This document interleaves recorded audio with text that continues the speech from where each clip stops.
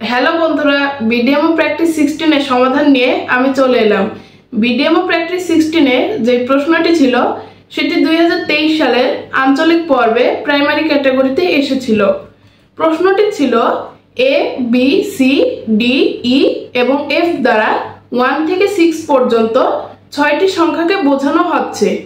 এখন a plus B equal to C, B plus C equal to D আর E plus C equal to F হলে E এর মান কত? এই প্রশ্নটির সমাধান করব আমরা। সম্পূর্ণ ভিডিও জুড়ে তোমাদের সাথে আছি আমি অর্ণব। প্রথমে দেওয়া আছে a plus B equal to C, B plus C equal to d, e plus C equal to F. এখন আমরা এই তিনটা কন্ডিশন ধরে নিই। তাহলে a plus B equal to c কে আমরা 1 নাম্বার কন্ডিশন ধরি, b plus C equal to d কে আমরা 2 নাম্বার কন্ডিশন ধরি এবং e plus C equal to f কে 3 নাম্বার কন্ডিশন ধরি। এই কন্ডিশনগুলো আমাদের মনে রাখা জরুরি, কারণ পুরো ভিডিওতে এই কন্ডিশনগুলো বারবার আসবে।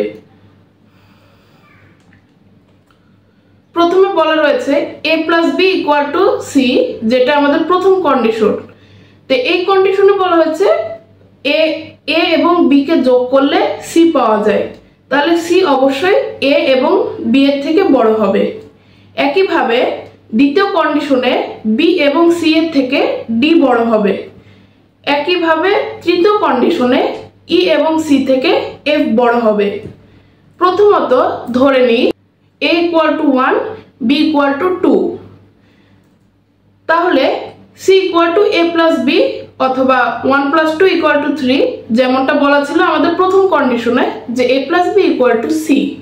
তাহলে আমরা একটা কল্পনা ধরে নিলাম যে সি এর মান 3 এবং a এবং b এর মান যথাক্রমে 1 এবং 2। তাহলে আমাদের এটি প্রথম শর্ত পূরণ করলো। এখন আমরা যেহেতু b এবং c এর মানও পেয়েছি, তাহলে আমরা দ্বিতীয় কন্ডিশন অনুযায়ী d এর মানও বের করতে পারবো। তো দ্বিতীয় কন্ডিশনে বলা ছিল B plus C equal to d, তাহলে d equal to b plus c, b এর মান ছিল 2, সি এর মান ছিল 3, তাহলে B plus C equal to 2 plus 3 equal to 5। তাহলে আমরা ডি এর মান পেলাম 5। যেহেতু তৃতীয় কন্ডিশনে বলা হয়েছে e plus C equal to F, তাহলে ই প্লাস সি থেকে এফ বড়। তাহলে আমাদের একটা জিনিস মাথায় রাখতে হবে, a b c d e f এর মধ্যে এফ হচ্ছে সবচেয়ে বড়। তাহলে আমরা ধরে নিই এফ ইকুয়াল টু 6, স্বাভাবিক। তাহলে একটি বাকি থাকে, তাহলে সেটি হয় ই ইকুয়াল টু 4।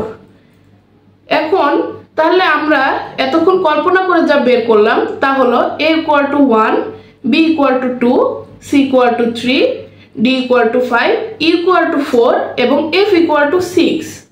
কিন্তু এখানে আমাদের তৃতীয় যে কন্ডিশনটা ছিল E plus C equal to F, সেটি পূরণ হচ্ছে না, কারণ কন্ডিশনটি ছিল E plus C equal to F. এখন এফ এর মান যদি 6 হয়, তাহলে ই প্লাস সি এর মান হচ্ছে 7, 4 প্লাস 3 ইকুয়াল টু 7। তাহলে আমাদের এই উত্তরটি গ্রহণযোগ্য হচ্ছে না।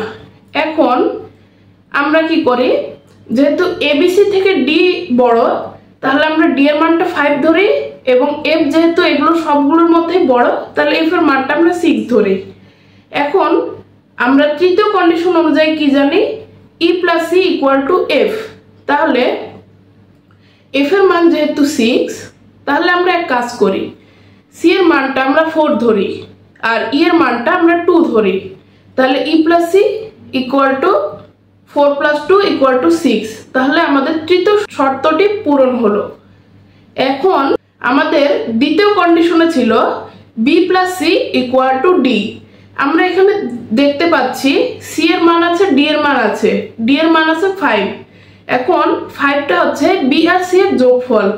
তাহলে সি এর মান যেহেতু 4 আছে, তাহলে বি এর মান অবশ্যই 1 হবে। তাহলে B plus C equal to D হচ্ছে, অতএব আমাদের দ্বিতীয় শর্তটিও এখানে পূরণ হয়ে গেল। এবার আমরা আসি এ এর মান নিয়ে।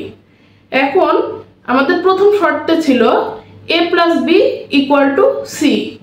এখন সি এর মান আছে 4, বি এর মান আছে 1, তাহলে এ এর মান অবশ্যই হবে 3। তাহলে A plus B equal to C হচ্ছে। তাহলে আমাদের 1 2 3 তিনটা শর্তই পূরণ হয়ে গেল।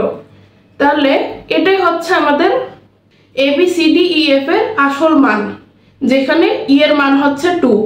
এটাই ছিল আমাদের উত্তর। আশা করি তোমরা বুঝতে পেরেছো। এরকম আরো বিডিএমআর প্রস্তুতিমূলক ভিডিও পেতে আমার চ্যানেলটিকে তোমরা এখনই সাবস্ক্রাইব করো।